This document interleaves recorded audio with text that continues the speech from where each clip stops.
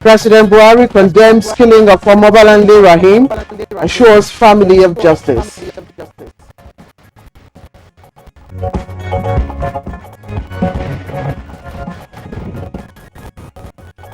The Nigeria Police Force National Cybercrime Center successfully apprehends 2 suspects for fraud.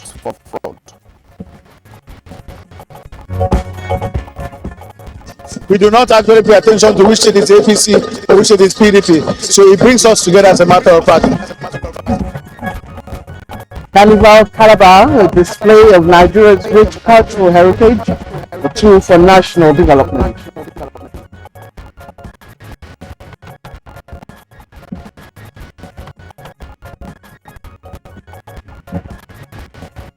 On Good Morning Nigeria today, we shall discuss promoting effective use of firearms by uniformed personnel.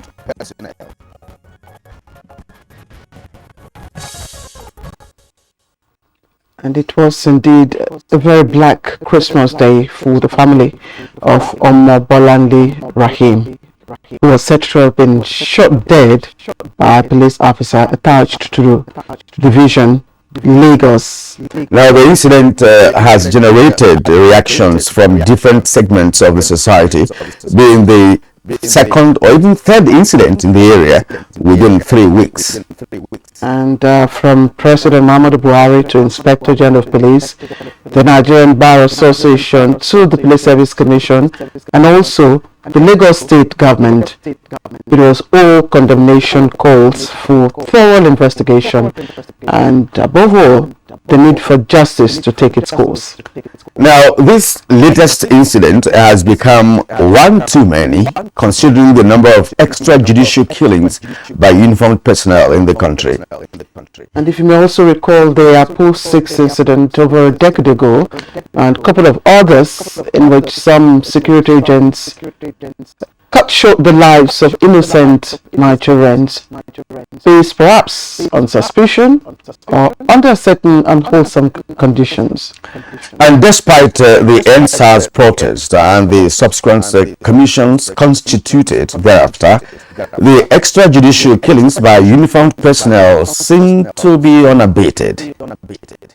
And there are numbers beginning from 2020 when COVID-19 locked down to the NSAS period to even 2021 when about 122 cases of extrajudicial killings was said to have been recorded in just 9 months. Just 9 months. I mean, that's shocking. Now, the development raised the issue of the degree of training being instilled in the uniformed personnel at various training institutes across Nigeria, and some of them even go abroad for such trainings. Kieran, very sad story, honestly, and to say that incident happened very close to that division in Abuja. Abuja is in Lagos, I think it's in Itios local government area, so in Lagos, twice within 3 weeks is very sad, and so prompting many questions. For instance, how adequate and professional is the training being conducted for the uniform personnel, for those in uniform, the police especially? What kind of professional ethics and weapon handling are they need to undergo? What kind of behavior and again professional conducts are impacted on them? But most importantly, what sanctions or disciplinary measures are in place to address such inappropriate management of firearms and behaviors and becoming of an officer? Yes, and what about doing checks on personnel in the police force? Should firearms be taken away from officers when dealing with civil issues? What should relevant authorities do to avoid or forestall incidents of trigger-happy policemen across the country? With the popular phrase, "the police is your friend," what can be done for the police to regain trust in these times?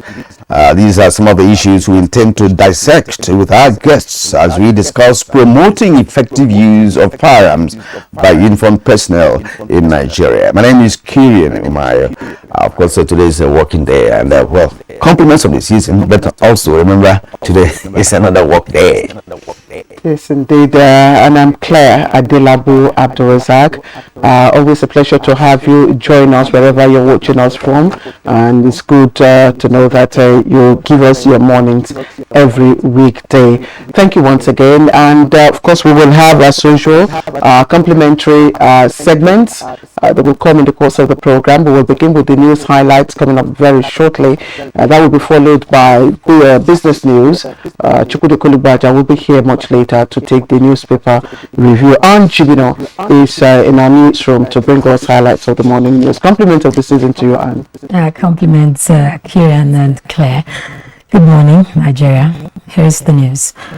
President Muhammadu Buhari Monday night condemned the heinous and senseless killing of Omobolanle Rahim, a member of the Nigerian Bar Association, shot by a DT policeman on Christmas Day. The president said he was deeply shocked and saddened to learn of the brutal killing and directed the police authorities to take the strongest possible action against the culprits already held in detention. President Buhari said this incident is a stark reminder of the recurring menace of the mishandling of weapons and a wake-up call to law enforcement agencies, including the police, to ensure the full implementation of reforms instituted by the administration on the subject of weapons handling, as well as the protection of rights of citizens. And the Nigeria Police Force National Cybercrime Center has arrested 2 suspects responsible for computer-related fraud, identity theft, cryptocurrency fraud, and obtaining money by false pretense. In a statement by the force, the suspects ran a syndicate specializing in defrauding unsuspected victims from foreign countries by assuming appealing identities of other persons and promising them romantic relationships under the pretext of which they defraud their victims.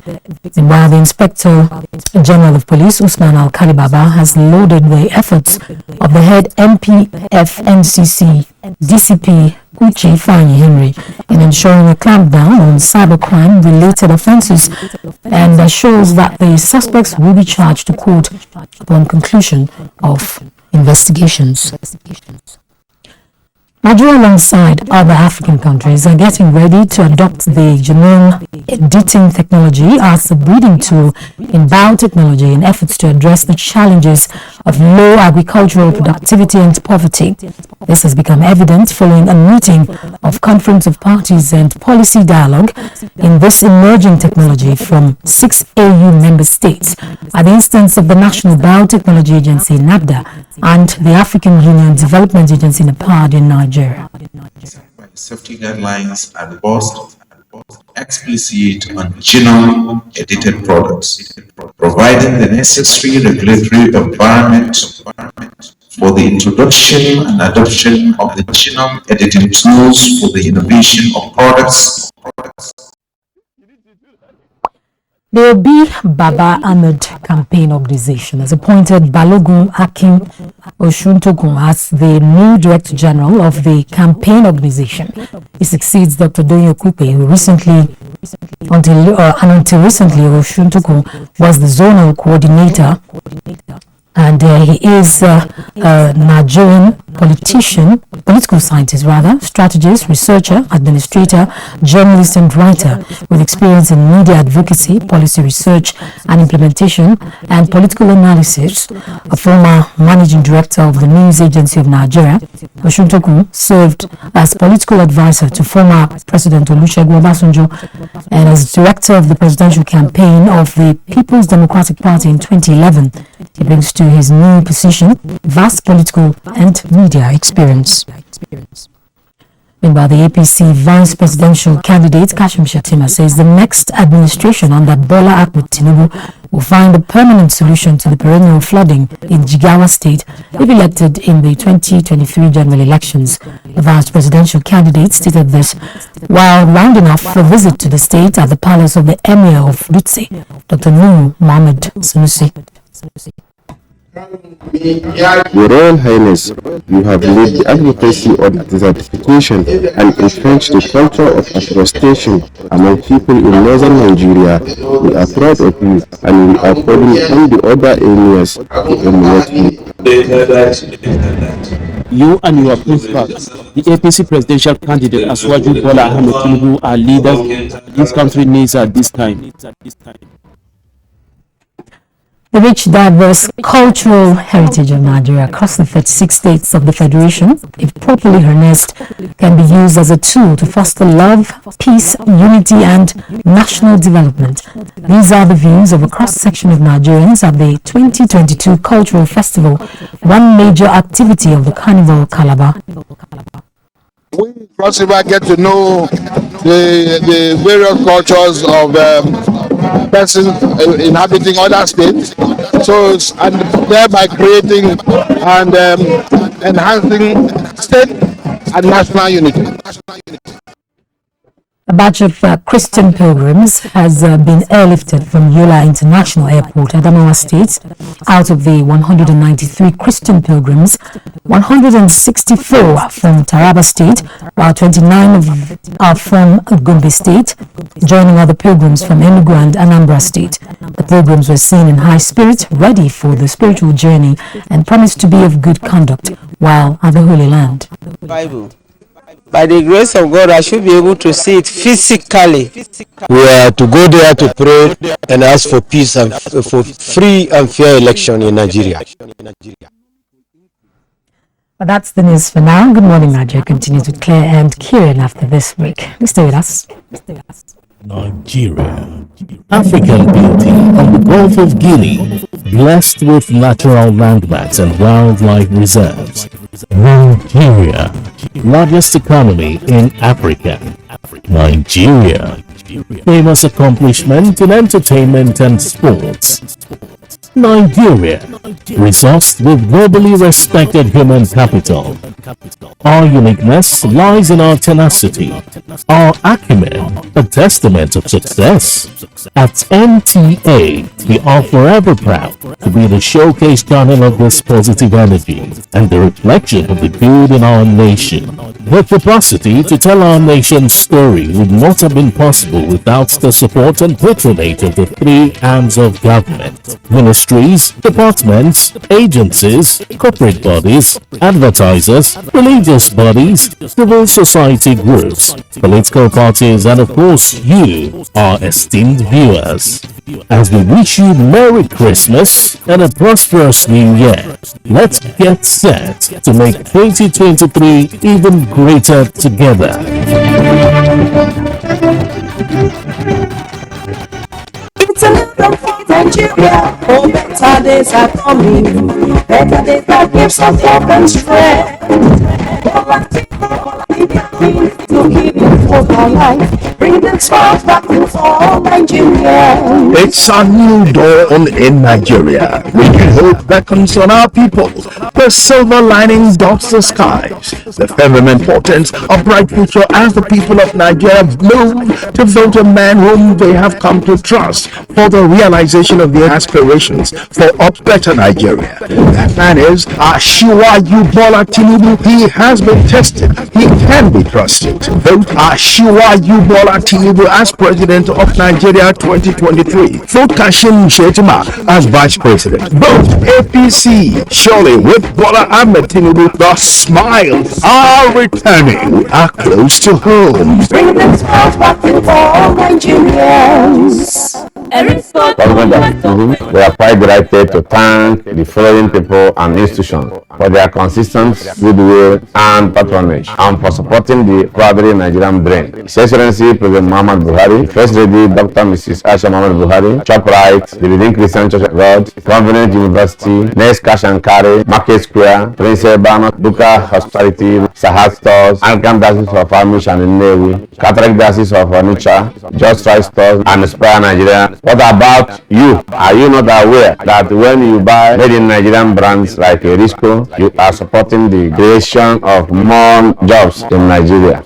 We therefore enjoin you to patronize made in Nigerian brands like Risco Foods and join our numerous partners, distributors and customers who have built a good relationship with us because they believe in eating healthy food and in economic progress of our country. Thank you and God bless you all. Our pastors, our imams, in every church, in every mosque. Please realize that in the course of praying for peaceful and transparent elections, we all have duties beyond prayers. If we want a stable society before, during and after the elections, what should you be saying to those that worship with you? All Sundays and all Fridays, you are saddled with the responsibility of bringing up good generations. It is therefore your duty to both man and God to ensure peace all the time, no matter about elections alone. People talk to people and people listen. Talk to your followers. Make them listen to ensure peaceful 2023 elections. This message from the National Orientation Agency. As we close a successful year 2022 and prepare for the start of a better year 2023, the Nigeria Television Authority, NTA, wishes to appreciate and share the love with all who gave us a year to remember for good. The three arms of government, ministries, departments and agencies, corporate bodies and advertisers, religious bodies, civil society groups and political parties.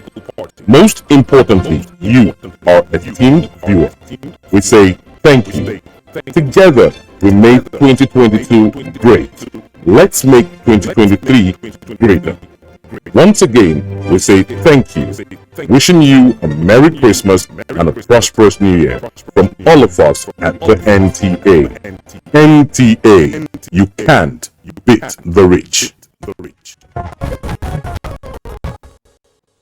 All right, welcome back. You're watching Good Morning Nigeria live on the network service, and it's time for business news. For details, let's join Comfort Amodu.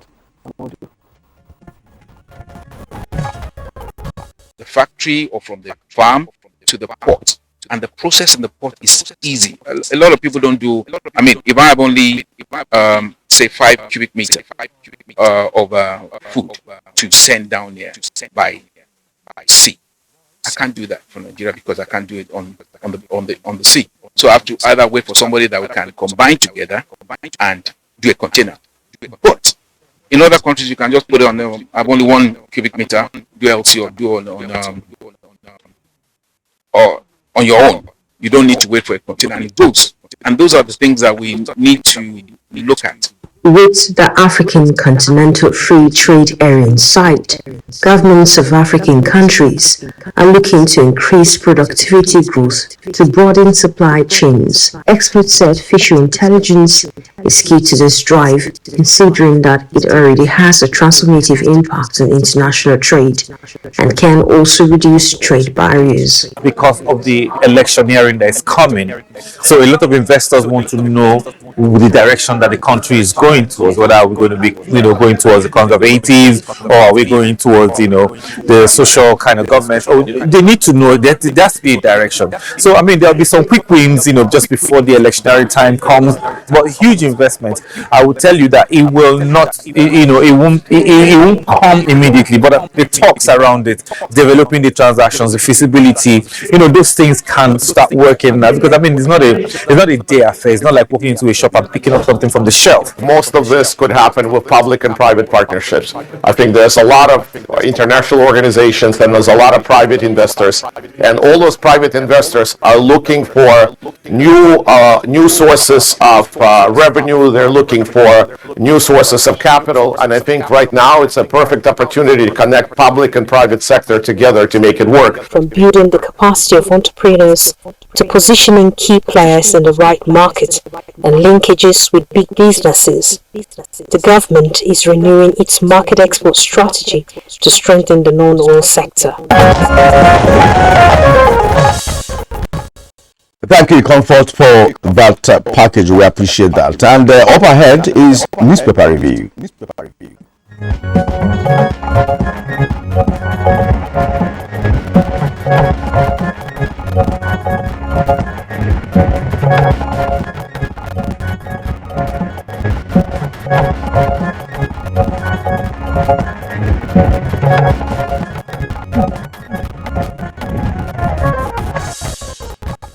And time to welcome Chukwudi Okuli Ugwaja for newspaper review. Chooks the boy. How are you, Claire? Glad to be here. I don't know how you're feeling this morning, really. KM? Yeah, Chief, so it's good to see you again. You don't look too happy. Why? Why not? I mean, you have my time. You're very friendly. You're interested in scaring me. You forget I didn't get scared easily. Good to be here, guys. Yeah, you're welcome. All right, we have 3 papers to review this morning, and let's begin with the Sun newspaper, Daily Sun newspaper. Article: Tinubu's camps boast of victory at first ballot, dismiss survey. That's on page 26. Now, the lead story on the Punch newspaper, the Sun newspaper this morning, is Buhari furious over killing of Lagos lawyer by policeman. There are 3 riders to that. I hope you can see the Sun newspaper on the screen so that viewers will also engage. Now, the 3 riders as follows: directs police authorities to take strongest possible action. Within page 6.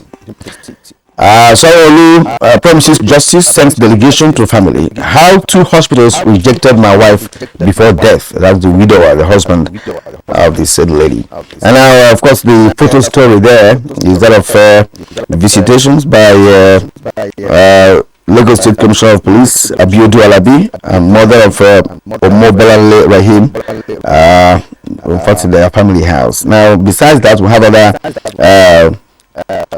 other items. Islamic cleric tasks Tinubu on government of national unity is on page 28. We have no hand in attacks on INEC facilities or other crimes. That's according to IPOB. It's on page 27. Oshin Toku replaces Okube as Ubi's campaign DG. Nigeria on IDP's camp says LP presidential candidate. That's on page 6. Now, Calabar Carnival turns bloody as 15 feared dead, scores injured. Ayade expresses sadness, cancels fiesta. That's on page 4. Now, 10 died, 6 injured in Lagos Ibadan expressway accident. The story is on page 4.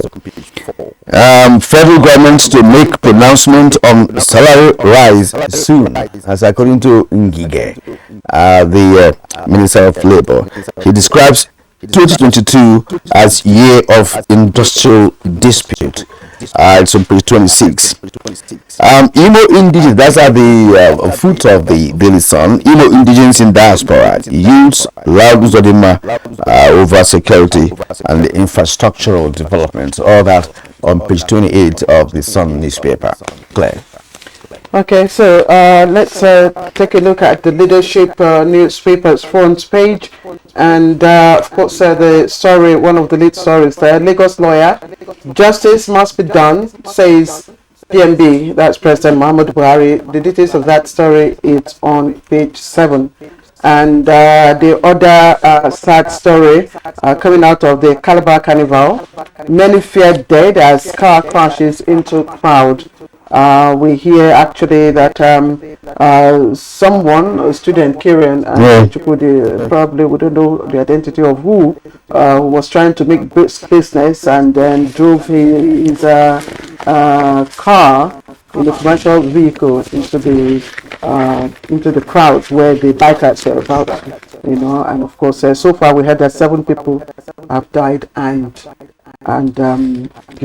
so that's just what is coming out from that. So Naira redesign, ATMs still dispensing old notes 13 days after rollout, and 16 abducted in French Kaduna attack.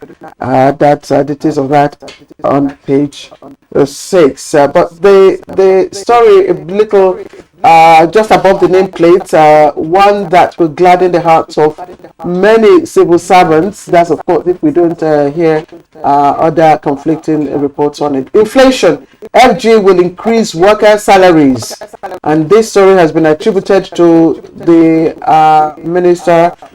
Labour Minister Ngige. Details of that on page 9. Again, inflation, FG will increase workers' salaries. FG will increase workers' salaries, and other trending story are also on the front page.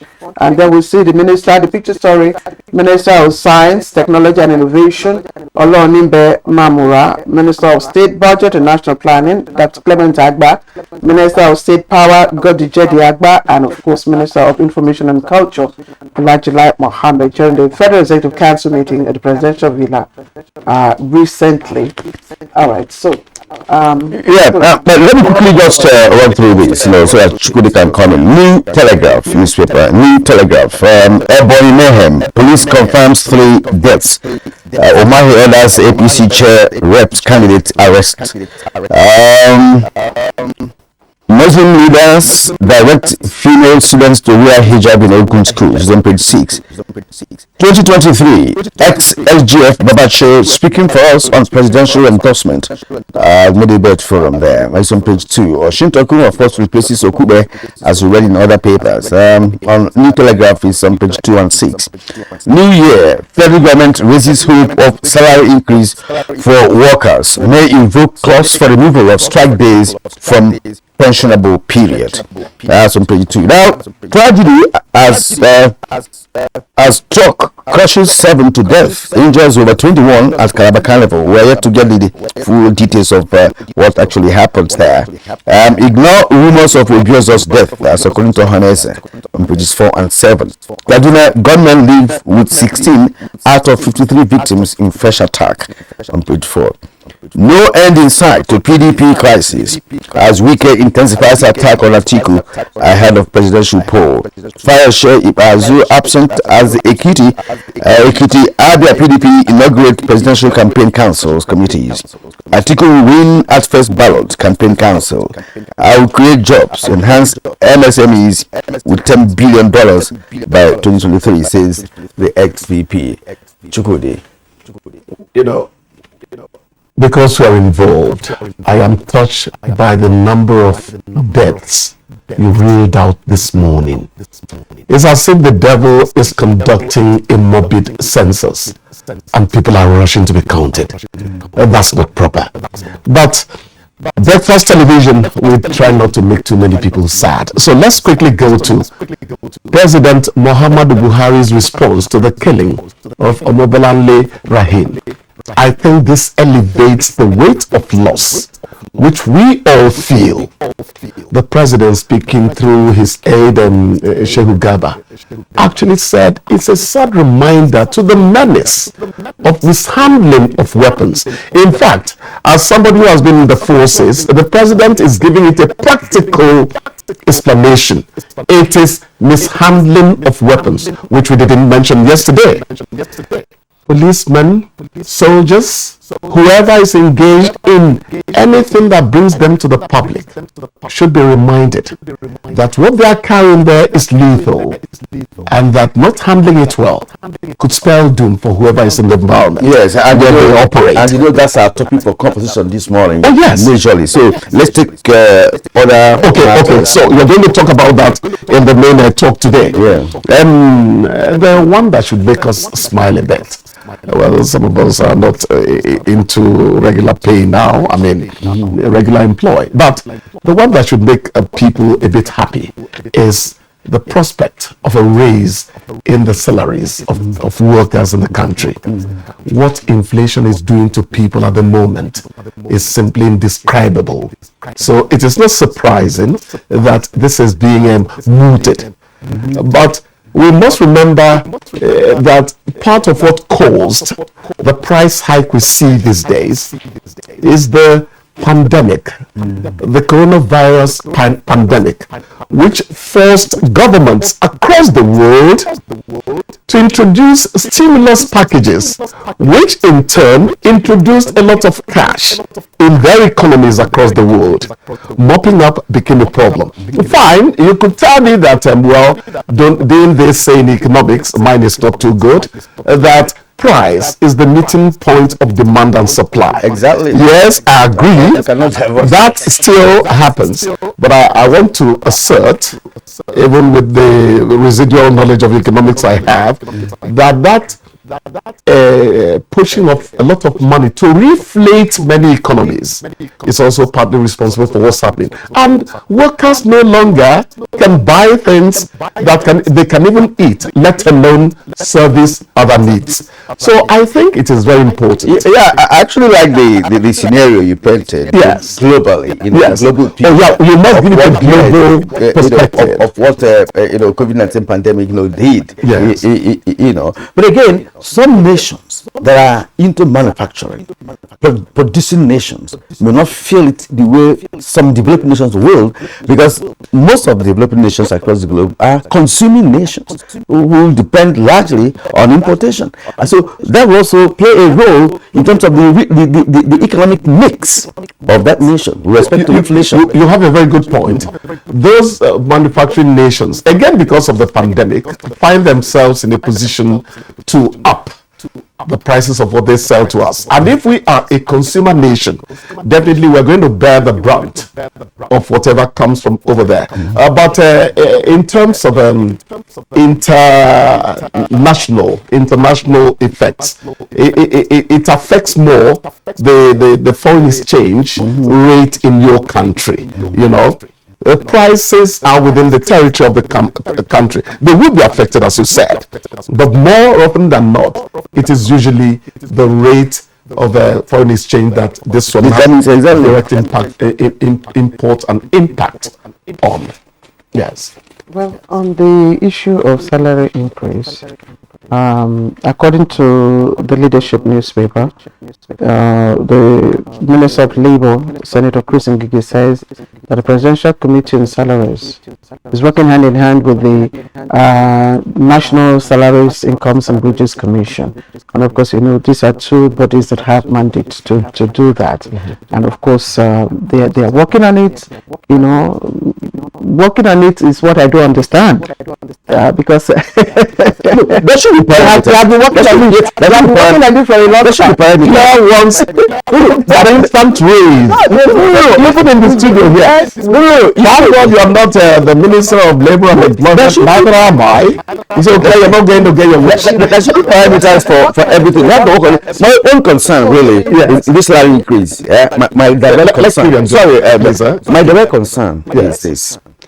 If you are working out modalities for increase in salary for Nigerian workers, let us not forget that there are Nigerian workers who are already earning jumbo salaries before now, and these are some agencies under the federal government, and there are also some establishments that are also enjoying what we call jumbo salaries. What about the politicians? Now, if you're going to do balancing in terms of salary increase, you have to touch all sectors of Nigerian workers, including politicians, National Assembly members. You have to do some adjustments, because if you want to increase and eventually increase the salaries of those who are already receiving jumbo salaries, for me, nothing. When was the last increase effected? How many states are paying the last increase? Here is introducing another angle for it. Because affordability and by the percentage. Some people are actually saying that the government has no business introducing salary increase that affects every segment of the country. You pay what you can pay. What is the point of announcing jumbo salaries you cannot pay 1/3 of? That is nonsensical. Exactly. It just makes sense, really. Yeah. Because people are already whipping up sentiments with respect to the already salary structure that is exactly at the moment. Right. While we pray that Claire's wishes will be met, so that when I get to their place, instead of giving me beer, they will give me exotic wine. While we pay for that, we must also remember the economic effect of a raise. You have to balance them. Exactly. You just have to. Yes. It's not going to be easy. That is why working out modalities will continue to be a decimal. Before we just go, this issue of a tragedy at the Calabar Carnival is another shocking development. because since the Calabar Carnival started, almost getting to 20 years ago or 15 or thereabout, we've not had such an incident, in that very big, huge, cultural display by Nigerians from across the nation. I mean, it was. I don't know the age of the person who crashed into these people, but one thing I've noticed is that behavior is becoming a runaway item within the Nigerian populace. We need to become sober the way we were sober before. Is it modernity that introduced it? Only God knows what. We need to tame our behavior. And we were talking about a very bad accident close to the CBN, wasn't it? Yes. Kingsley? No, it was me. That's about, I think on the 20. Don't take anything to excess. Actually, at Christmas, I always stay indoors. That's what I do. Okay, thank you, Chukwudi, for being with us again today as always. We're going to see you again tomorrow. I smile from ear to ear anytime I find it in my presence. Alright, we are watching Good Morning Nigeria, Wednesday's edition, and of course we are looking at a very, very important topic this morning, which has to do with the handling of firearms by uniformed personnel in Nigeria. Stay with us as we take a short break, and we'll be back very shortly. They swore an oath to serve our fatherland and defend the people. They traded their freedom, comfortable homes, and mortgaged their lives on the battleground for our unity and peaceful living. These are the great, fearless, loyal, and committed Nigerian armed forces who risked their lives courageously to safeguard our borders. But in the line of duty, many never returned. Nigerians, arise, let's celebrate our fallen heroes. Put on the remembrance emblem with pride to support the incapacitated and families of our fallen heroes. The occasion this calls for reflection and remind us the sacrifice made by our armed forces in preserving the unity of the country. All ministries, parastatals, religious and corporate bodies should donate generously to the Emblem Appeal Launch. Send your donations to this account. Account name, Emblem Appeal Launch. Account number 393-200-7526. EcoBank Nigeria PLC. What we face mostly now are flashes of cowardly attacks from the rump of groups that have been routed in one location or the other, moving to another to give the false impression that they are still strong. Our ultimate goal is to eliminate them altogether and restore total and lasting peace over every inch of the Nigerian soil. Sounding tall, we'll take it home.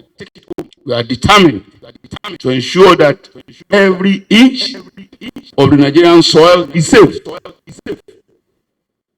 That determination is there. The order has been given. But we shall continue to protect the lives and property of Nigerians and foreigners in our midst. We shall continue to work for the peace of the nation and deter elements that constitute threats to the people. We shall bear the full powers of the government to secure every inch of our land. We shall not rest until peace is fully restored to Nigeria. This message is brought to you from the Federal Ministry of Information and Culture.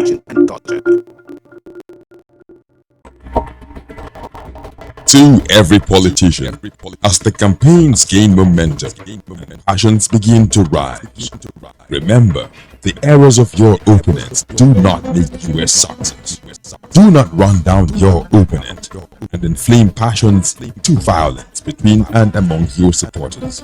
What counts is what you plan to do for the electorate and how you intend to relieve the sufferings and bring succor.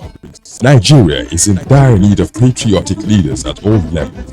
Leaders who will make national development their priority. Concentrate on telling the electorate what you intend to do when you get into office.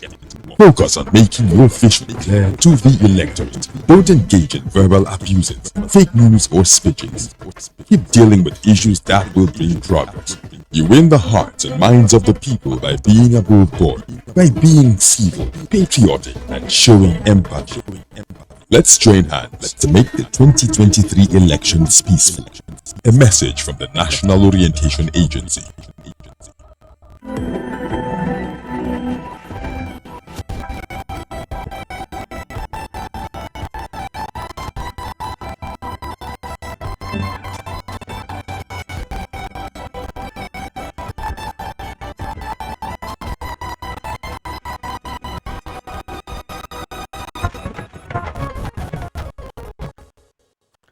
we thank you for staying with us on Good Morning Nigeria. Now, the Nigeria Police Force is the principal law enforcement and lead security agency in the country. However, there is need to revisit implementation of reforms instituted by the Buhari administration on the subject of weapons handling. And before we begin our conversation with our guests, here is a background report put together by Oyemi Ajayi on promoting effective use of firearms by uniformed personnel in Nigeria.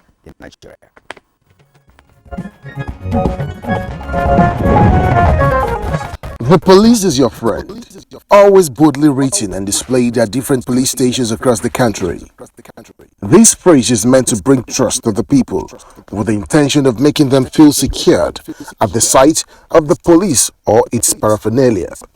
However, today, can it be said that this phrase is actually what it is, judging by the police-civilian relationship? Many issues have been raised about some police operatives whom, instead of being security to the common man, constitutes danger to them. Instances of police killing civilians are quite enormous to be ignored, with many fingers pointed at the disbanded State Anti-Robbery Squad (SARS), which have been blamed to be quite unprofessional in their duties, resulting to the NSAS protest which caused the disbandment. Fresh in the memory is the death of an 18-year-old girl, Monsurat Ojuade, in September 2021, who was killed without committing any offense by a police officer who shot her through the gate in Lagos. A female lawyer in Lagos, Omobolanle Rahim, was killed by a trigger-happy superintendent of police on Christmas Day.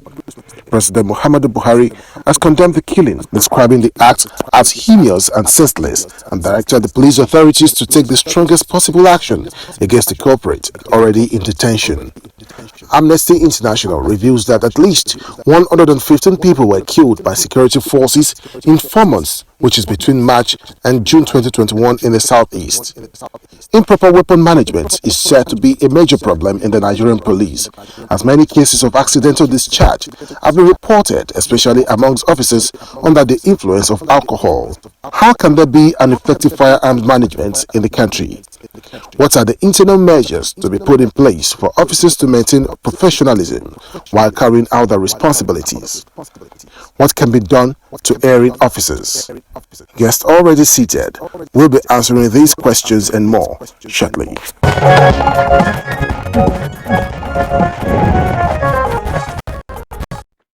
Many thanks to you, Oyemi Ajayi, for that background report. And indeed, there can be no better time to discuss the issues that you have raised than now. And the recent incidents involving loss of lives in the Ajiwe division in Abuja in Lagos, of course, raises fresh concern. We have in the studio to discuss our topic Dr. Sally Momale is the Executive Vice Chairman, Kaduna State Peace Commission, and he joins us live here. Thank you very much for joining us. Thank you very much, and good morning, Nigerians. Also joining us for this conversation from our Kano studio is AIG Mohammed Hadi Zarewa, retired, former Force Secretary. We appreciate you. Thank you very much for joining us. Okay, we will of course introduce him formally as soon as we're able to, as soon as he joins us. But we also have Gad Peter, who is the Executive Director, Clean Foundation. He's joining us from our Jos studio. Mr. Peter, thank you very much for joining us. Thank you for having me. And we have Austin Brimo. Austin Brimo is Commissioner representing the media and South-South at the Police Service Commission. He's joining us via Zoom from Auchi in Edo State. Good morning and welcome. Good morning, Nigerians. Thank you very much. And via Zoom as well is the Police Public Relations Officer, Lagos State Command, Benjamin Handeyin. I hope I got that correctly. Thank you, Benjamin, for being with us this morning.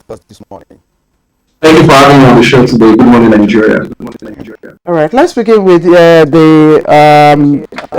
PRO, the Police PRO, Lagos State Command, Benjamin Handeyin. Thank you very much for joining us, and I really must appreciate you. It was only this morning we were able to make contact with you, and you obliged us your time. Thank you. What can you tell us so far about what happened, the incident that happened in Abuja division in Ajah? Do we have an update? For a fact, an ASP shot at a woman. She was taken to the hospital where she eventually died. There are speculations flying around. Many are saying it was an accidental discharge. Others are saying the officer was drunk. But we don't want to do speculation here. And that's why the case has been moved to the State Criminal Investigation Department for a proper investigation, and a swift one at that. So the other two officers that were with him were also at the state CID to make their statements and explain what really transpired. In a couple of days, probably today or tomorrow, we expect the reports to be out, and then we can say categorically what happened. Benjamin, there's been a report that such incident happened in that particular area some weeks ago, and one begins to wonder what is wrong with the personnel posted in that particular Ajah area, because if this is second time around within 3 weeks, then something is wrong somewhere. Are you also extending or expanding your investigation to the other personnel in that particular division to enable you understand the root cause of the matter? Why? I mean, people will not believe that it's one too many. Yes, it's actually gave us some concern to know that this is the second incident in the space of 3 weeks. When the first incident happened, the Commissioner of Police in Lagos State, Siki Abiodun Alabi, in his wisdom, changed the DPO. Believing that a change of the DPO would bring a sort of improvements in the division. But with the new DPO, less than 3 weeks old, this is happening again. So that has taken us back to the drawing board to see that this, to check and to maybe conclude that this is actually beyond the DPO. This is about the personnel. So we have already hashed a plan to see that this doesn't happen again. Also, we're already contemplating, and we'll most likely do that, do overhaul of the division. Probably take out all the men in that division, bring in new men there, and debrief the men, see what exactly the problem is, and whatever we learn from that would apply to other divisions within the state. So, for Hyundai, I listened to an earlier interview you granted, I think last night, and you did say that and you just explained it now, that two of the officers who were also on the patrol had been released or had been let go. Without preempting the outcome of your investigation, what were you able to extract about the circumstances surrounding whether it was accidental, whether it was a direct shot at, and all that? Were you able to extract any tangible information from these two officers that you had allowed to go home? Well, what we could establish was that it wasn't a conspiracy. They weren't part of it. The gunshot came as a surprise to them too. So it wasn't a case of maybe somebody wanted to shoot and the other two were urging him on to say, okay, shoot. So they were totally not part of it, and that's why they were let go. So, like I said earlier, we just need to exercise a little more patience and we get the facts of the case. The officer who shot at the victim now, we understand, has spent 33 years in service, has just a few years to retire. Does he have a history of any of such, distraught incidents or, actions or such violent behavior? He has a very good record. We've not found any record of misbehavior in the past, but we can't conclude yet. We are still going through his records and previous commands where he had served. But so far, it came as a shock to people because this is an easygoing officer. As you rightly said, let's exercise some patience and, of course, allow your interrogation or investigation to come out for Nigerians to understand what really transpired when that lady was shot. As a matter of fact, he acted independently from what you have told us. All right, we'll return to you in the course of our program today. But now I want to go to Austin Brimo. Austin Brimo is Commissioner representing the media and South at the Police Service Commission. Austin, our major concern this morning on this show is the effective handling or adequate or proper handling of firearms by uniformed personnel. It's not just the police, but we are concentrating on the police because of the preponderance of these killings. Now, as a commissioner in the Police Service Commission, provide us with information regarding the kind of training given to the Nigerian police personnel. Does the training, encapsulate all aspects of weapon handling and other, behavioral, anyway, for those who are in the operation? Let us know the content of the kind of training given to Nigerian police personnel. Good morning, Kilian. Chief Kilian. Good morning, Claire. I can see that you joined me. I can see you very red beat. That's on the lighter note. I don't envy you at all. But good morning. I've had a very, very bad Christmas with this incident. But I'm already used to it. I've been in this commission for the past 4 years. I'm used to this kind of development because that is what Nigerians want. We always wait for things to go wrong before we start to act. There would have been no need for this program today if we have chosen to do the right thing. I do not see why an incident like this would be to attract the PRO to speak on the investigation, to bring in a third IGP, DIG to speak on this kind of program. I think it is unnecessary. We have had this. You mentioned in the analysis, you mentioned about NSAS. What did we learn from NSAS? The last 3 weeks there was an incident. What did we learn from it? Is it to always allow Nigerians lose precious citizens? We lose fathers and mothers before we come on air and begin to investigate. Should the police investigate the police? We have a lot to think about. You see, it is laughable.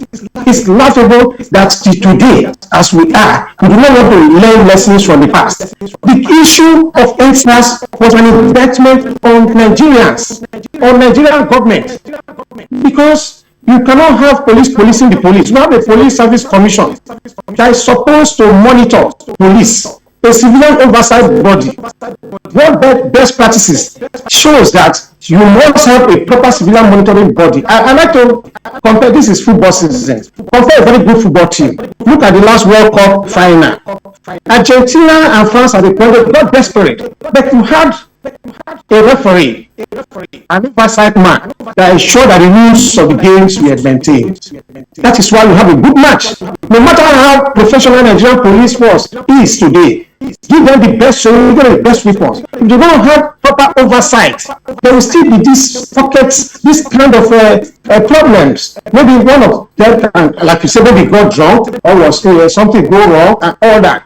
The psychology of crime, Kilian, is that I can commit anything and get away with it. If you are sure that you'll be caught and penalized, no one go into crime. I can tell you today that there is no police service commission in the southwest. There's no police service commission in south-south. There's no police service commission in southeast. No police service commission in north central, northwest. It's only Abuja.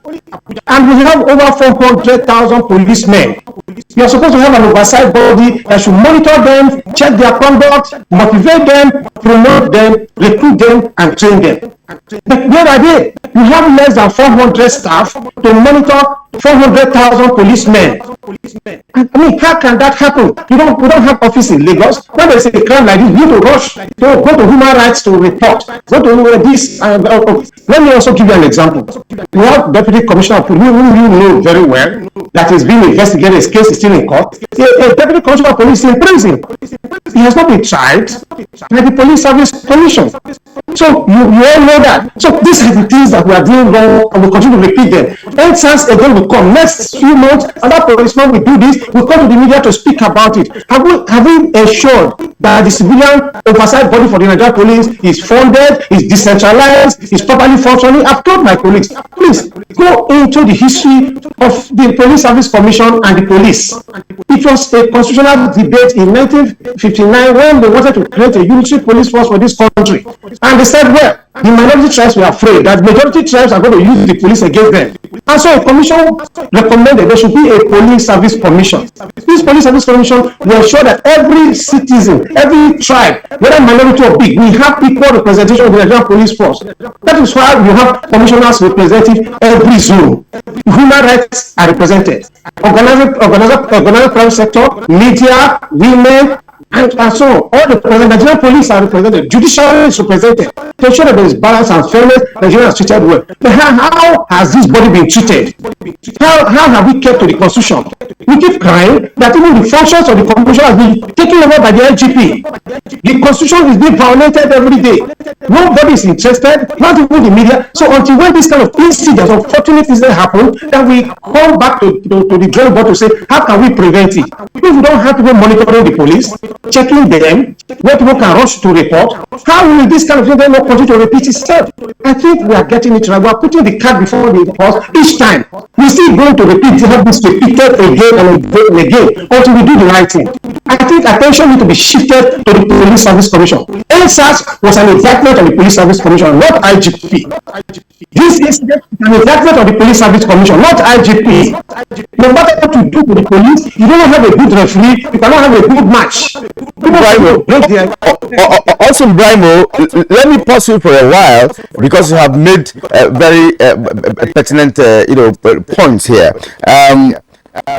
You said something that struck me.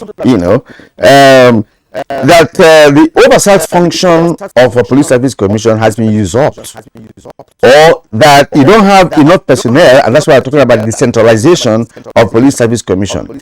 But I want you to just withdraw what you said about the media, because on this platform we have discussed issues concerning police endlessly. As a matter of fact, I can't count the number of editions of this program we have had in the past over the years on police service commission, on the conduct of the police, and other affairs concerning the police. So the media has played its own role, but now we are talking about the role of the commission, the role of the police force as a body, and what have you. Let me allow my colleague to put the question to another guest. We will return to you in the course of the program. Austin Brimo, thank you very much.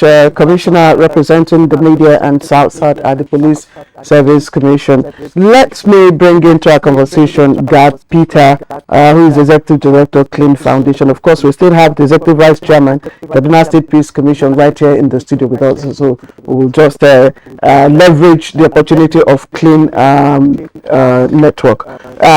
Mr. Peter, I know that the use of firearms by men in uniform, especially the police, is of course covered under our constitution, but they also have, the police is also supposed to provide guidelines on how the officers and other ranks are to use those firearms.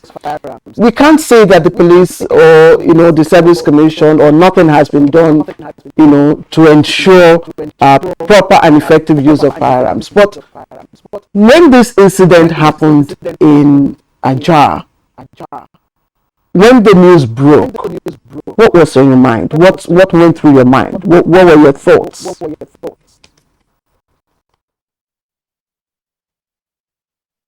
Well, thank you. What went through my mind immediately was that another careless officer has done what he or she needed not to do.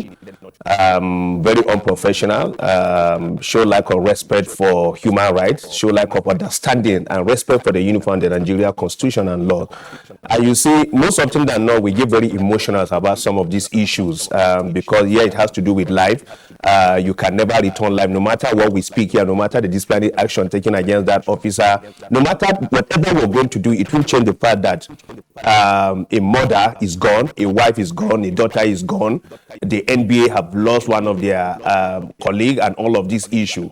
And so for me, we need to keep looking at the way forward. The way forward is that we have a police act that stipulated clearly do's and don'ts for the police and the citizens. The curriculum and training of the police need to be enhanced.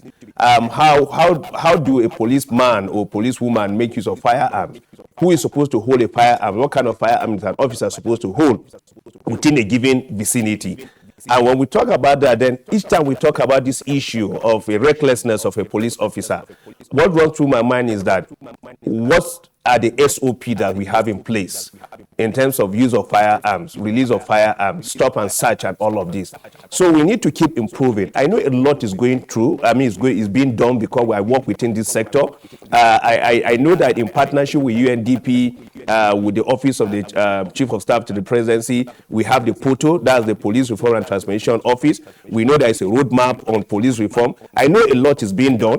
I know there is ongoing training by several organizations, especially by CLEAN, to oversight agencies like the Police Service Commission, the National Human Rights Commission, Ministry of Justice. A lot is being done to ensure that we have an effective, professional, and a well-structured police. But again, the damages that have been done over the years and some of the negativity we're seeing now are not things that are going to be changed automatically or in a day. You know, it's a lot easier to destroy and it's a lot difficult to rebuild because rebuilding and transforming an agency or a structure like the police is going to take time. It's a gradual process. But I dare to say that I know effort is being made. The question is that are we seeing the result? Yes, there are changes happening, but they are not there. So for every time a reckless police officer kills any Nigeria, it takes us a step backward because from the NSAS process to now, we've made a lot of effort in terms of Nigerians are more assertive. Nigerians now know that, look, we can speak out and demand for justice from the police. I know that the police have the police response unit, the CRU. I know that this National Human Rights Commission have been up and doing, and the Police Service Commission, everybody is demanding for justice for Nigerians. And so while we demand for that justice for Nigeria, we need to equally ensure that the right trainings are given to the policemen across board. What's the recruitment process? Do we have the right set of people being recruited into the police? Do we have people that, look, we're going to join the police because we want to offer services, or people join the police because they lack job? And you see, this issue of people getting drunk, either a police officer is drunk on duty, or a military officer, or a VIO, or a road safety, or DSS official, I mean, it's a reflection of our Nigerian society. Because as a citizen, when someone on duty is drunk, then we need to demand for an appropriate action. We need to be preventive in our demand that such a man need to be disarmed, such a man need to remove from that duty post, and need to be replaced immediately. And therefore, if what we are hearing is true that said officer was drunk, then what was the reaction of those other men and women that were working with him? And what was the response of other Nigerians that passed through that road that particular day before the incident happened, that probably noticed he was drunk? So we all have a collective responsibility, and I want us to underline that. We have a collective responsibility to ensure that we have an effective and efficient police in Nigeria, because it's for our own good and the benefit of the nation. And so when a policeman is given a firearm, the person that is going to give him that firearm, have you ensured that the officer is fit that day to hold that firearm? And who is in charge of the particular unit on patrol that day to ensure that, look, everybody is sane enough? And so if your superior is drunk, who do you report to say, look, my Oga is drunk on duty? We need to take preventive measure. So until even the policemen and women themselves see their duty more as a sacrifice to the nation, that they have a responsibility to every Nigerian as in the real sense of the word, and you're not just doing it for the fun of it or for the lack of work or for any other thing, we'll continue to have this kind of situation. But my advice to the police, which I'm sure we've been talking and we're going to see a lot of changes, is that, look, every policeman should be made to read the Police Act. They should internalize it, digest it, and understand what the situation, what the law is saying. Every Nigeria, just like every Nigeria need to have the Nigeria constitution, we equally, there are a lot of simplified version of the police, and go and read it so that you know exactly where your right starts and ends. And the police equally knows where he's expected to do while on duty and when he's going to go follow the law himself. And then, of course, the National Human Rights Commission and the Police Service Commission, there is no better oversight agency that need to ensure effective policing than these two agencies, because they've been recognized by law. And again, even as much as the police is making its own effort, we need to support the police to ensure that we have that professionalism we're all looking for. Because I tell you clearly that if you wake up today, you don't have the resemblance of police, state institution anywhere. The rate of crime, abuses, and all of these things we're fighting against will increase. And so the use of firearms is an issue that needs to be discussed. And I'm happy that we've seen effort made by the police. In the last couple of months, 6 months or thereabout, in the past when police officers commit offense, the orderly trial happen, nobody knows the result. But now you can hear the Lagos PPRO giving us update. I'm sure there's going to be a lot of updates.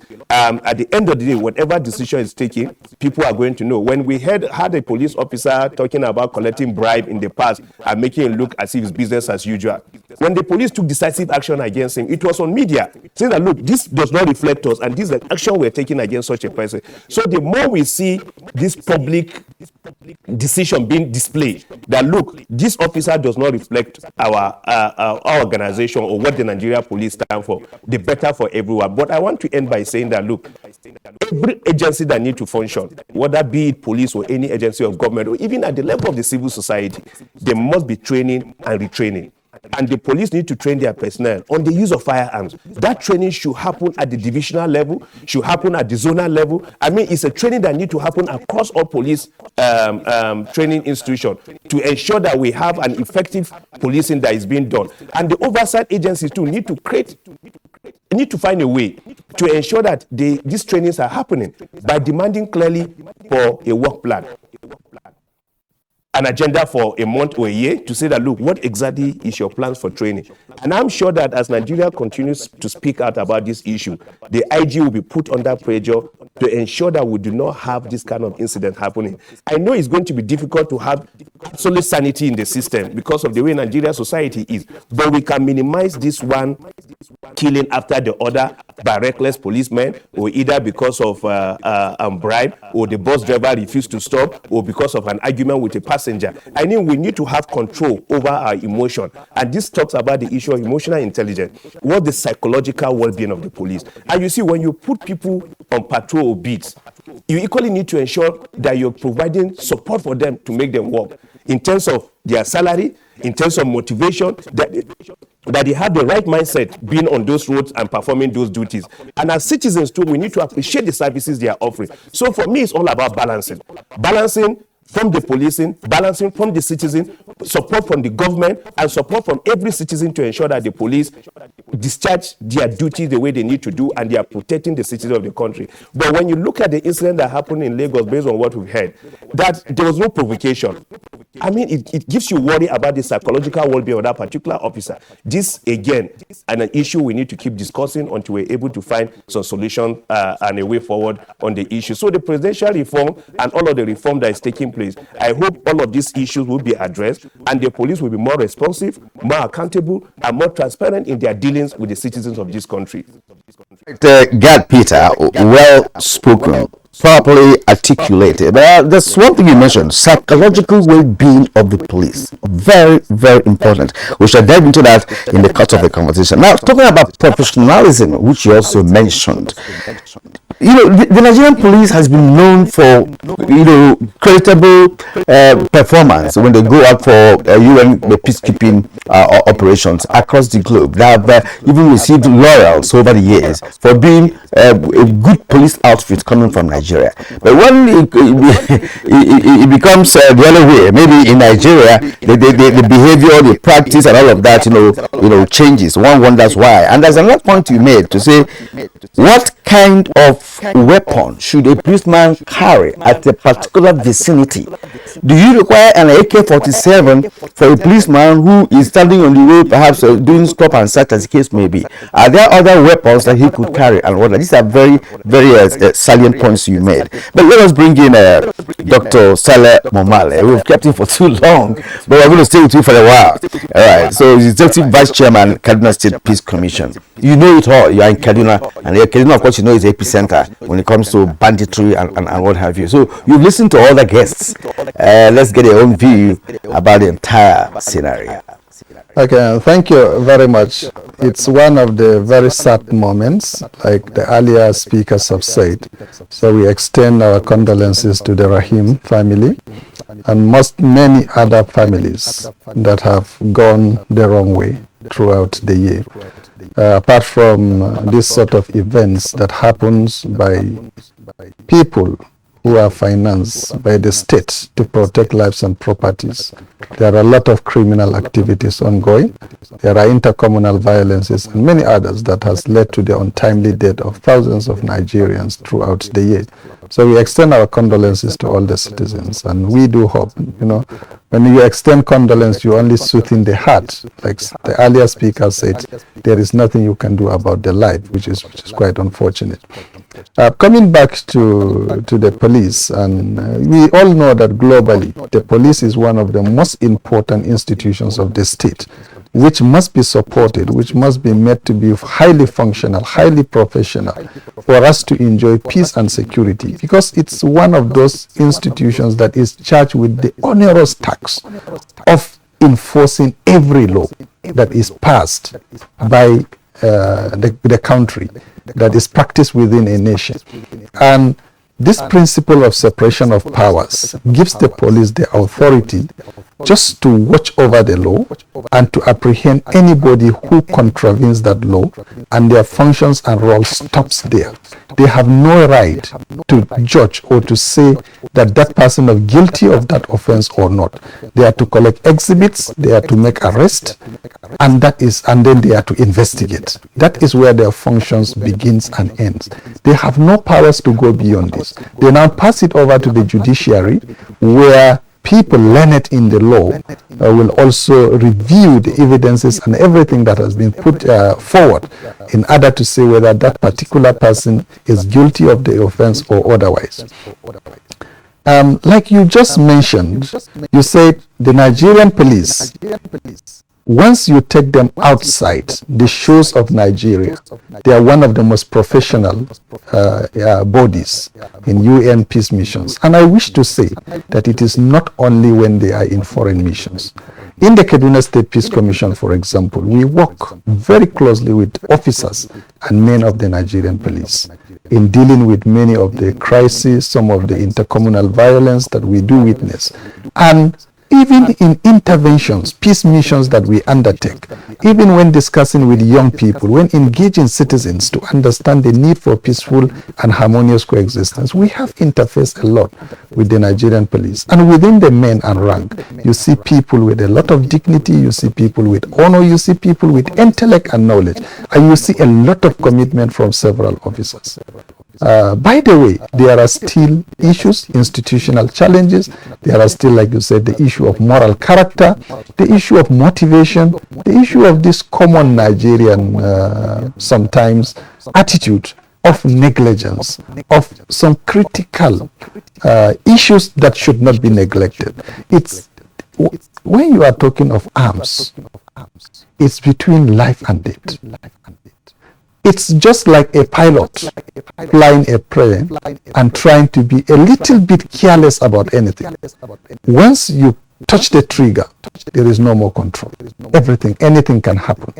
So the issue about the use of firearms, how the police and other security establishments manages, release, control, and management, and how they train and enforce regulations relating to the use of arms should not be something that these institutions should take for granted.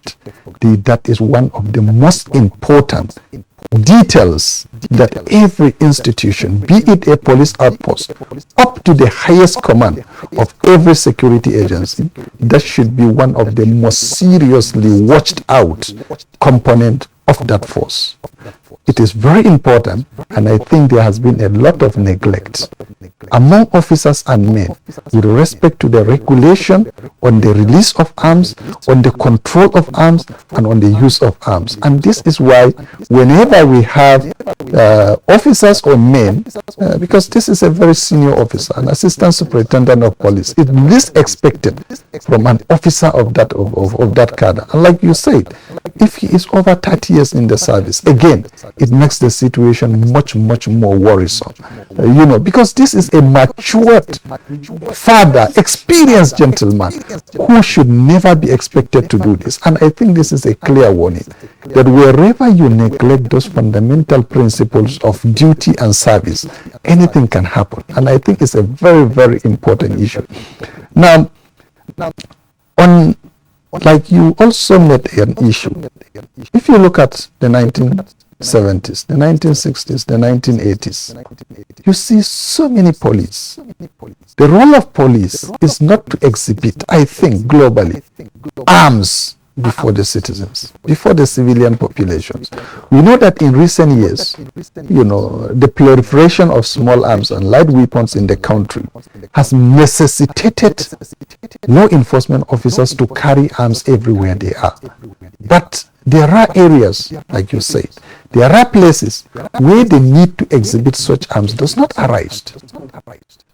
There are police patrol vehicles parked by the side. Keep all armed officers within the vehicles, and they can only be called upon when it is absolutely necessary. Those on the highways enforcing traffic regulations, those that are doing such operations should not carry arms before the eyes of the civilians. You can imagine how our young people today are traumatized, young children seeing guns, seeing arms. In fact, when it started in the 1990s, it was so traumatizing. For some of us to see somebody holding a gun, you just become scared. So we need to go back to those fundamental issues. How were we managing arms? What are those rules and regulations? How do we take arms out of civil spaces?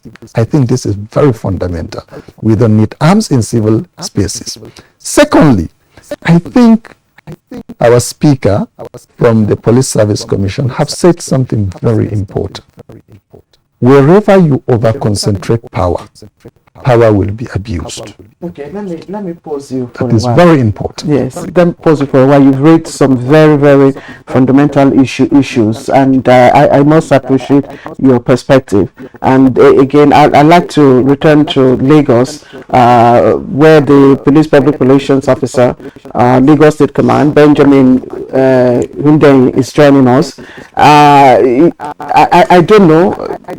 Sometimes we watch movies and we think that they're just movies, but the movies we watch are a reflection of the reality in some climes. And I get distraught when I watch movies where I see policemen, white policemen. I see them neatly dressed, with their rifle or pistols, tucked in and all that. And someone actually said to me, have you ever seen someone you would classify as a gentleman policeman on patrol? I don't know if you've seen any gentleman policeman. Sometimes the way they appear, the way they present to you, you begin to wonder the conduct of the men and officers that we deploy to patrol our routes. Some use their gun, some use their gun like this. Exactly. I'd like you to speak to that. And then secondly, at what point do these officers, or are these officers made to go through the guidelines that give them, that explain to them how they can exercise authority to use force or firearms? And we have quite a number of the guidelines. We have the Constitution, the Federal Constitution. We have international instruments. We have the United Nations instruments. We have the UN Code of Conduct. These are all guidelines to aid police officers on how to exercise the authority to use force or firearms. Thank you very much. I'm talking about the deployment of officers for patrol and their appearance, like you put them. Well, I think it all depends on what you want to focus on. I think it's about we are subconsciously selective in what we see or what we want to see. There are so many patrol teams out there that look okay and do what they need to do. Yes, I must admit that we have a few patrol, or okay, let me not say a few, people might crucify me for that. Let's say we have many patrol teams out there that don't appear well according to according to the way you put it, and maybe they are not properly positioned. Yeah, this is why we have complaint channels. This is why we expect people to bring to our notice when they see such, and that happens in Lagos. We work with the citizens and residents of Lagos. So we often receive calls to say, oh, at social bus stop, the policemen there are not doing what they're supposed to do. They are so uncouth, they are so unruly. And we call the DPO covering that place to quickly go there to attend to them. Sorry, can I get your second question? Yes, at what point, do your officers or even the recruits, at what point are they made to, go through the guidelines? Do they even know what is contained in the guidelines that explain to them how they can exercise the authority to use force or firearms at at different circumstances? Like you said, there are many instruments guiding the use of fire. For us in the force, we have what we call the force order on the use of fire. In popular is known as force order 237 on the use of fire. It tells you when to use fire and how to use your fire. So every police officer understands this. Even the recruits at the police college understand this. When you go for refresher courses, when you go for training, you are made to understand this over and over again. And I must say that there are thousands of police officers out there who use their firearms properly, who imbibe all the principles of musketry. And what we do is that for the few officers who have decided to go against the principles of musketry, who have decided to go castle tracks, on an individual basis, we make them face the music. So to answer your question simply, we all know the proper way to use our firearms. We go for interviews, we go for exams. This is an important thing. So it appears over and over again. So these are things we know offhand. These are things we can recite to you. So for any officer that misuses firearm, it's not as a result of not knowing how to use firearm, but just as a result of probably negligence, carelessness, or just being unruly, and they're made to face the music. From what we just heard, we learned that the officer involved had earlier cocked his gun to scare some persons around before the woman arrived there. But then he did not remember to return the gun to safety before the incident happened. But I'm also wondering, did she point the gun at her, believing that it's safe or something? What warranted, the gun to point at the lady in the first place? That's just one. Secondly, I do highways a lot. I meet a lot of policemen on the highway. In some cases, you will see one here, in the next 2 or 3 posts, you see another group, and all of that. Then they behave differently. In some cases, you see some of them will jump down from their vehicles as if they're armed robbers. So you'll be scared in the first place because some of them are not properly dressed. They wear some t-shirts and all of that. They don't jump down, do their gun like this, and you will be scared to say, is there anything going on here? Before you know it, you just people who are on their duty, and they will stop you, so okay, clear, and all of that. But the attitude, the way they do that is scary. It's scary. So lead us into that. I mean, what you've had so far with respect to what I've just told you that happened at Abuja, where the incident happened. How the guy could not return his gun to safety before the incident. Okay. So he cocked the gun earlier. He could not return it to safety. That's another version of what happened. That's not the official version. Some people have said that he was drunk, he was totally drunk, and that was why he fired. So there are different versions, and that was why I said at the beginning of this program that we need to wait for the outcome of the investigation so that we know the true story of what happened. Go back to Austin Brimo, Commissioner representing the media and the South at the Police Service Commission. You raised a very, very pertinent, point. When you were making your opening comment, and you touched on a number of things concerning the relationship between Police Service Commission and the police itself, your oversight function, which might have been usurped or which is not, which is dysfunctional at the moment, and what have you. Now, as somebody who has garnered experience over the years in the Police Service Commission, let us know what you think should be relationship between your commission and the police itself, because of course at some point you were in court at some point, and people like me was thinking, how can Police Service Commission and the police be in court and what have you? What is wrong with the act establishing the commission? Don't people understand the act properly? Don't we know how to about power devolution in certain structures? So lead us into what is the present situation and how do we get out of it? Especially I have concern about the psychological well-being of the Nigerian policeman. Thank you. If I to address the issue you raised, I will need an hour to speak on it, but unfortunately we don't have the time. I will summarize. You see, I don't pray that in the next few weeks and the next few months I'll be called upon again to speak on a similar issue. I appreciate my colleague from JOS.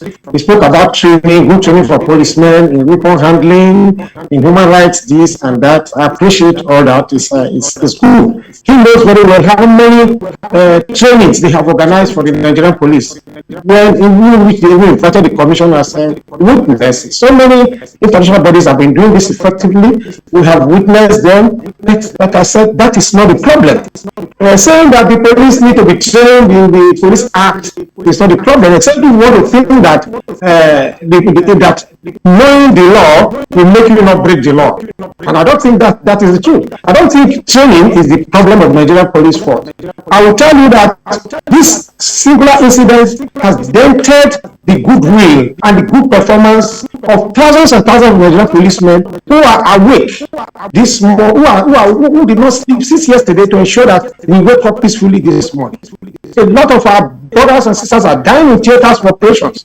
If you go to Yobe, if you go to Maiduguri, go to Niger State, go to South Kaduna, go to Imo State, Anambra, we have policemen being killed every day. Most of them are staying awake for us to be able to sleep. Even this Lagos is one of the crime-free states. We rape them because of good policing. It is men that are staying awake that are doing the right thing. But unfortunately, you are still going to continue to see pockets of deviance, borderline cases of these that will dent the good work of the Nigerian police force. Like I said, we need 1 million policemen to police 200 million Nigerians is inadequate. Today, we have just less than 400, out of which more than half of that's attached to VIPs. So we don't even have the men. So training is not the issue. Like I said at the initial, we need oversight function for the Nigerian police. Like I said, there's no deterrence. You cannot tell me that footballers don't know the rules when they break each other's legs. If you have a weak referee, they're going to have a rough match, they will have stalemate. That is what we are having. So until we decide to pay attention to the oversight body of Nigerian police, how do you, for instance, the PRO said they are investigating this incident. If the police investigate the Police Service Commission has an investigation department. If you invite that ASP that committed this crime to the Police Service Commission, the IGP will tell you not to go unless you pass through him. If you don't write to IGP, it will take a month for that officer to get that color. All these are things that institutional frictions that should not even be, because this is a body that was set up by the Constitution, and yet we are infringing on constitutional rights of a body, oversight body, and the law is looking the other way. I was almost sacrificed for speaking out on this. I will not be afraid to say the truth. So I think that I have told my colleagues, let them find out how much do you budget for the Nigerian police, and we wanted to do miracles. We are saying accidental discharge, wrong handling of weapons. Should we give them toy guns to combat crimes inside cities or outside the cities? No. It's no. One, they are poorly motivated. I just want to be desultory because there's no time. Now let somebody find out how much a CP of a state receives from the headquarters of the police in a month. How much does an area commander receives from federal location? How much does a DPO in a division receives? And yet they have to fund patrol cars, they have to service patrol cars, they must go to monitor in dangerous areas. They are not giving money. And yet we accuse them of extortion and we demonize them. Let's all kind of investigation. We have the bodies to go out and investigate. How much is released to the Nigerian police? Look at the Nigerian army. I won't want to afford to draw comparison. Look at the budget of the Nigerian army compared to the Nigerian federal police force that's 2 times their population. That's expected to be found in every village, in every nook and cranny to combat crime. These young men are frustrated, and we know that. What have we said? What have we done to motivate Nigerian police force? To motivate these boys that we send out to sleep in the streets, to sleep in the bush, to monitor crime. What have we done to them? Whenever these things happen, we lose precious lives, we lose precious relations. We cry. We begin to cry. We begin to look for solution after the damage has been done. But what we do after this to ensure that this is not done? Please. I urge Nigerians to look back at the oversight function provided for in the constitution to monitor. Police should not be the one investigating the police. I will tell you why. Even if I'm not supposed to, I will tell you now. I am the head of investigation department. If you send this matter to court, police will not go there to defend. We have received so many complaints. Police, after dismissal, they go to court. They will not go and give them the evidence. We have to force them to be reinstated. These are clear cases. If you empower the commission to do its constitutional duty, these things will not begin to reoccur. I'm not indicting the headship of the police because we are the employers of police. Everybody needs to know that. The commission has the constitutional role to play in ensuring that the police is effective and that this is the best police in the world. I can assure you that Nigerian police force is one of the best in the world. But under which condition, under what condition are they working? These are things that we need to pay attention. The doctor in the studio wanted to make very important points on this, but I think that will not allow him to make that comment about constitutional breaches and lack of accountability in the force. Austin, thank you. Austin, thank you. Thank you. We want to take a short break now. When we come back, we will look at some other powers that the police, have, such as discretionary powers. The use of force or firearm is supposed to be a last option, but sometimes we find that some officers, deploy it in the guise of exercising their discretionary powers of protecting their lives or to save themselves from threat. So when we come back from this short break, we'll be looking at whether or not the police should have discretionary powers. As the 2023 elections draw near, remember, evil prospers when good men and women only wish for peace, but never take a step to make peaceful elections happen. Are you a father? Are you a mother? What are you saying to your children as elections approach? Have you warned them not to let themselves be used to cause violence? Have you explained to them what the consequences of electoral violence might be? Do your part to make peaceful elections happen. Talk to your children. Protect them from unscrupulous politicians who want to put them in harm's way, while their own children are comfortable at home, within and outside the country. Let's join hands to make 2023 elections peaceful. This message is from the National Orientation Agency. No.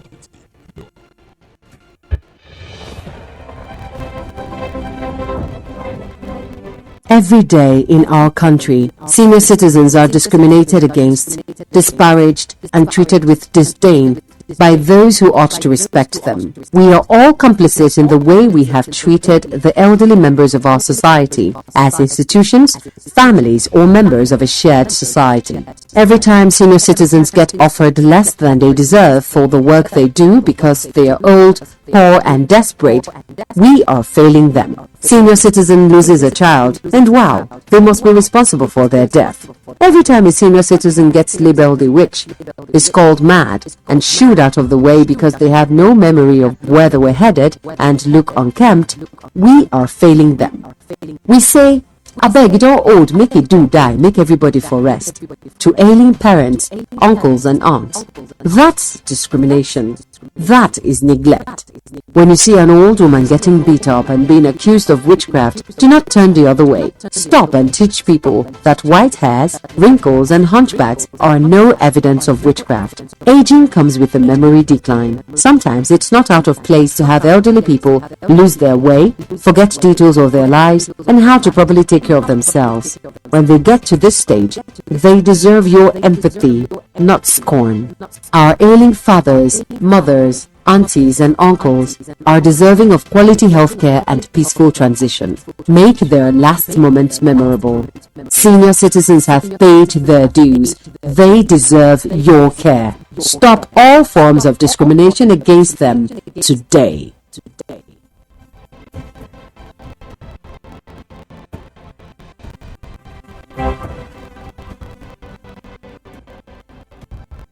The security situation in Nigeria has been reasonably stable in spite of activities of unpatriotic elements engaged in various criminal activities around the country.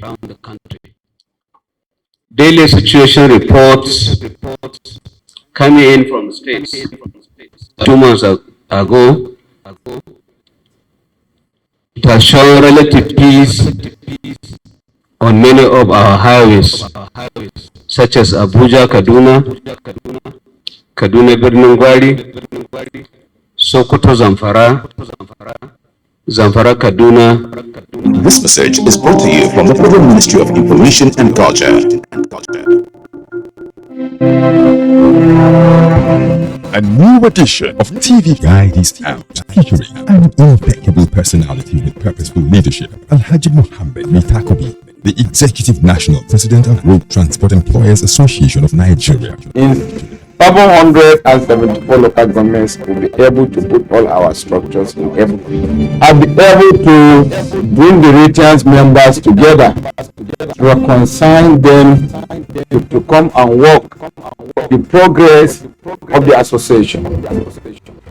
Welcome to a world of fun and excitement as we also present an assemblage of professionals in the media space, some compelling NTA programs, current trends in the fashion world, ICT, sports, entertainment, and lots more. Get a copy at the vendor near you or any NTA station nationwide. TV Guide, your indispensable companion.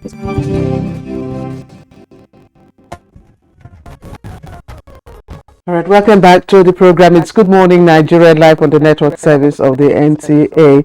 And Dr. Saleh Momale will be taking my question. Dr. Momale, I was wondering if the discretionary powers that the police, have, if it's been misused, I don't know, how best do you think that this issue of,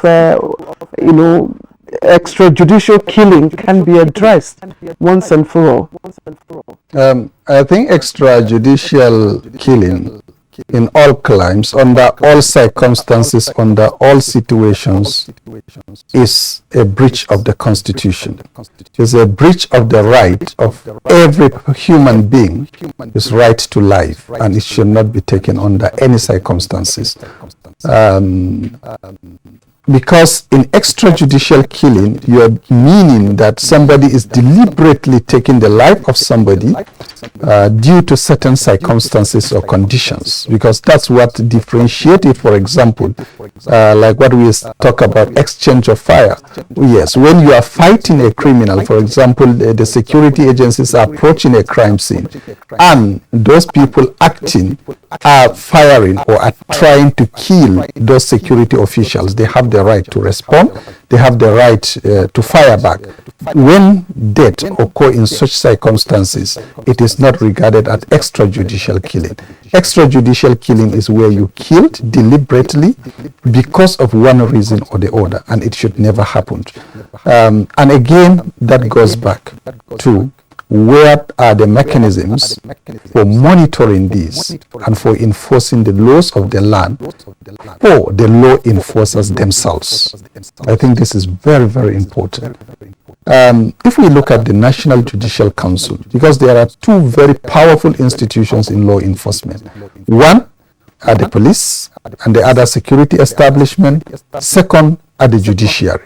These are the two major institutions of law enforcement. The security agencies enforce the law, they arrest, they investigate, and they prosecute. The judiciary receives all cases that are brought before it, look at the evidences and determine whether that person is guilty or otherwise. So these two important institutions must have very strong oversight functions. We have seen the National Judicial Council doing a more excellent job in terms of promotion, in terms of employment, in terms of setting standards for the judiciary, and working in tandem with the other professional bodies like the Nigerian Bar Association and many other institutions around it. I think we have not seen that very strongly within the police force. For example, we have always spoken in many other forums why this high level of proliferation of subunits of law enforcement within the police. You see one squad, the highway patrol, you see the divisional police officers mounting roadblocks, the highway patrol mounting roadblocks. Still people still talk of SARS existing because you still see some officers like you earlier mentioned with some uniforms you can't even describe on the highways investigating. You talk of the IRT moving all over the country arresting people. You know, so why this numerous proliferation of subunits within the same institution?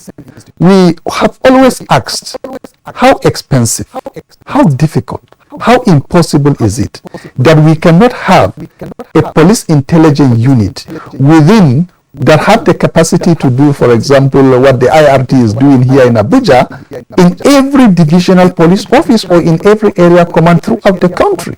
Why can't we be able to provide all these gadgets, this capacity, this level of training and capacity for every area command to handle all these cases of kidnapping, all these cases of high-profile crimes within their areas of jurisdiction?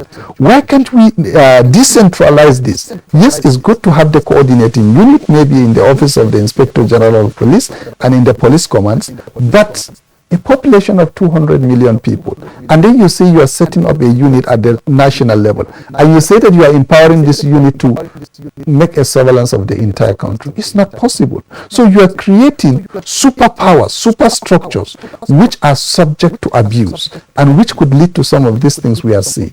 So what do we think is the way out? Is strengthened the divisional police offices, strengthen the area commands, make them the units of operations of the Nigerian police. The higher level offices should be coordinating, providing support, providing resources, and providing higher level, for example, professionalism, like the state criminal investigation departments within the commands. We need to devolve this route down to the local governments, where the area where the divisional police officers should have the capacity and the personnel that will do exactly those things, considering the extent of the nation, considering the current level of security challenges. So what we are saying, I agree that the Police Service Commission must be strengthened. This proliferation of subunits of the Nigerian security must be dealt with. And I think getting the right officers within defined territorial units, like the local government divisional police officers, are those that should be held accountable for every conduct within their domains.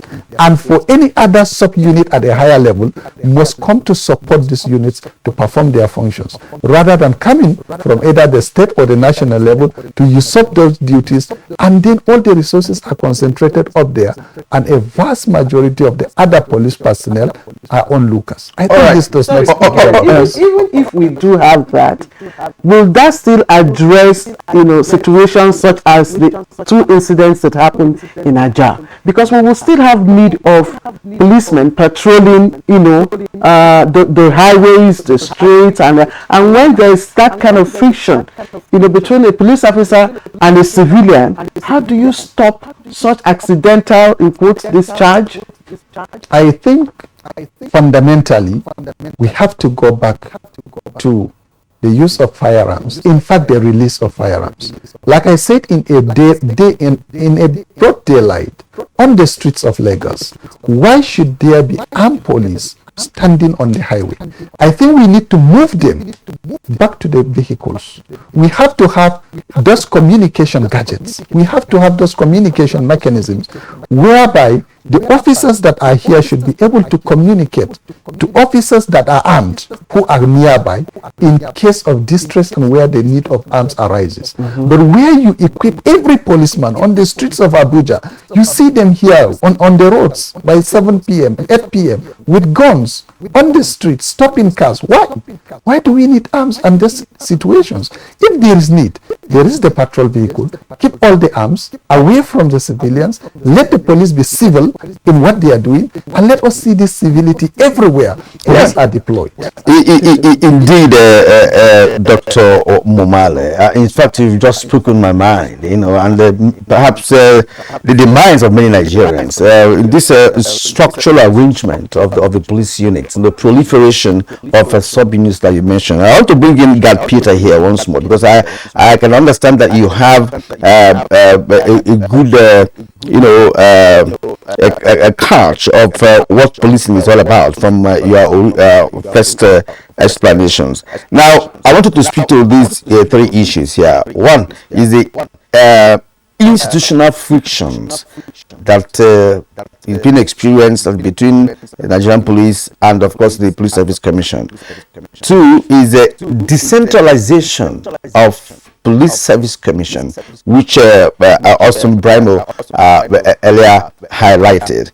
And another is the proliferation of subunits within the Nigerian police, which, of course, Dr. Momale has explained.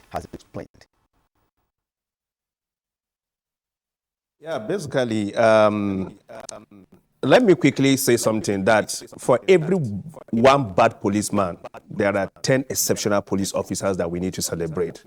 And I think we need to put this in a parking lot so that we don't overbash the police and make it look as if every police officer is irresponsible.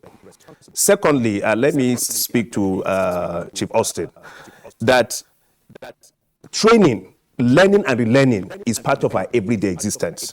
At any point we stop learning, we start decaying.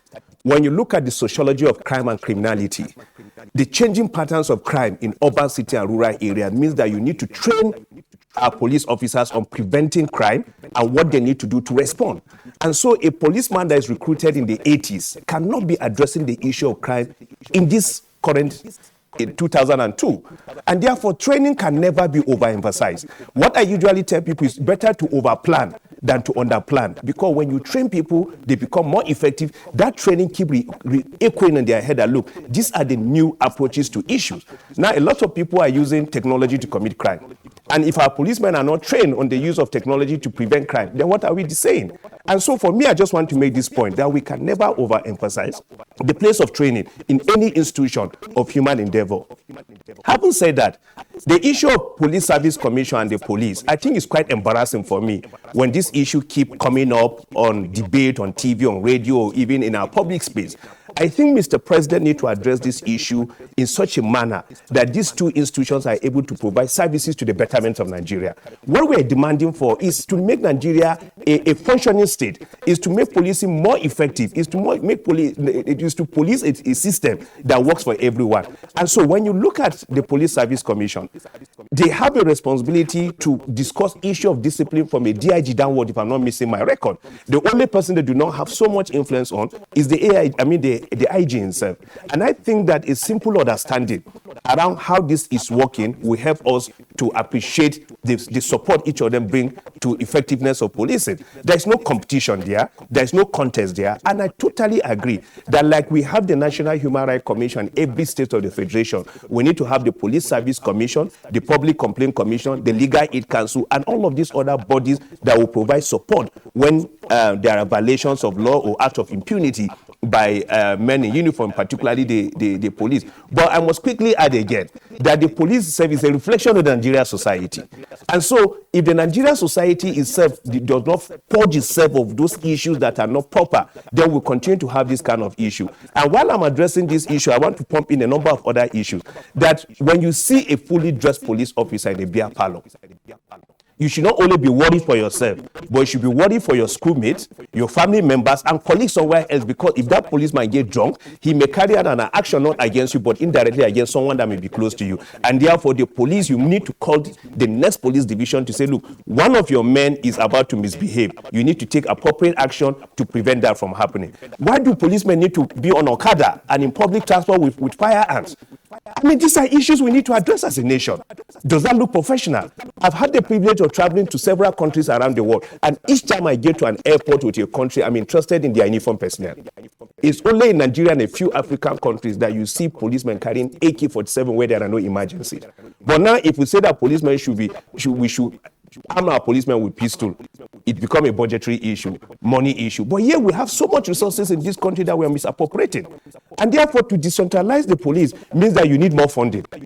Because at the moment, they operate from the national and come into the state where there are needs. But the more you want to expand, the more the issue of money comes into play. The National Assembly will say there is no money, or they cannot allocate resources. I mean, so the challenges are societal issue. It's a Nigeria problem that needs to be addressed. We need to address it at the highest level. We need to address it at the lowest level. Now, if you go around the local governments in Nigeria, apart from the local government headquarters where we have the divisional police office, do we have outposts in virtually all of our villages? Are there no crime being committed there? Don't people need security at that level? And so the issue is that we have a big country. We have a nation where we are not practicing what we need to practice, and we're shying away from our responsibility.